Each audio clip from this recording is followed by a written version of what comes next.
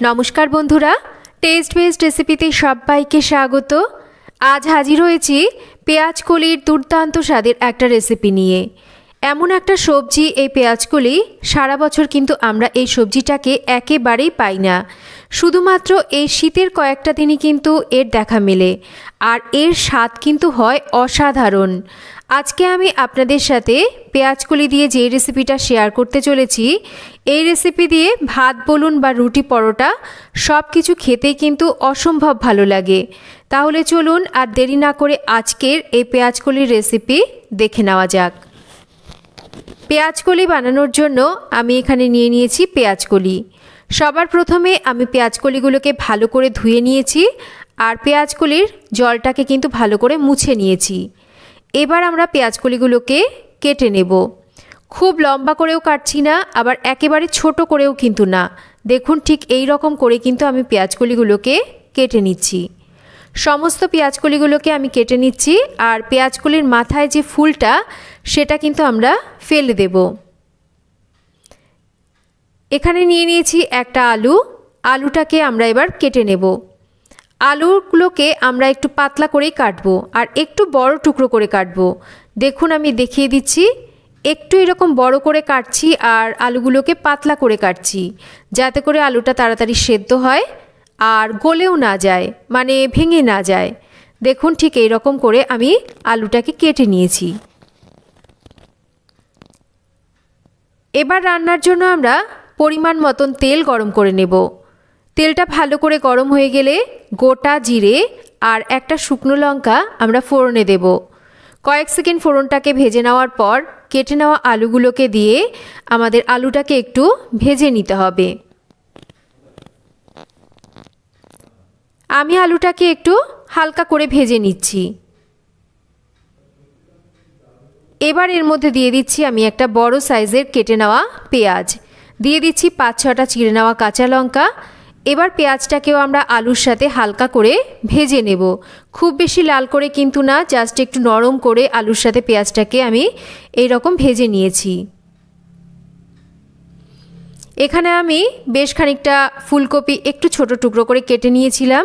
ফুলকপিটাকে দিয়ে এবার আলু পেঁয়াজের সাথে একটু ভেজে নিতে হবে।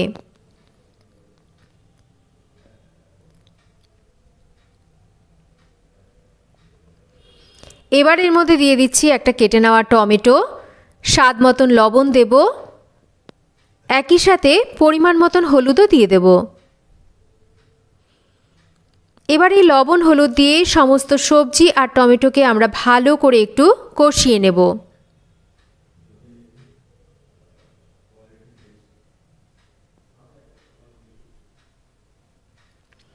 এবার একটা ঢাকা দিয়ে কম আঁচে রেখে আমরা এটাকে রান্না করব।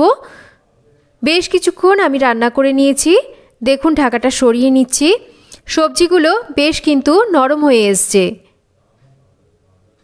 আর টমেটোটাও গলে গেছে। এবার এর মধ্যে আমরা দিয়ে দেব ঝালের জন্য আরও একটু লঙ্কার গুঁড়ো, আর তার সাথেই দেব একটু ধনের গুঁড়ো। কেটে নেওয়া পেঁয়াজকলিগুলোকে দিয়ে দেব। এবার মাঝারি আঁচে রেখে আমরা সমস্ত সবজি মশলা পেঁয়াজকলিকে একটু এই রকম নাড়াচাড়া করে রান্না করে নেব।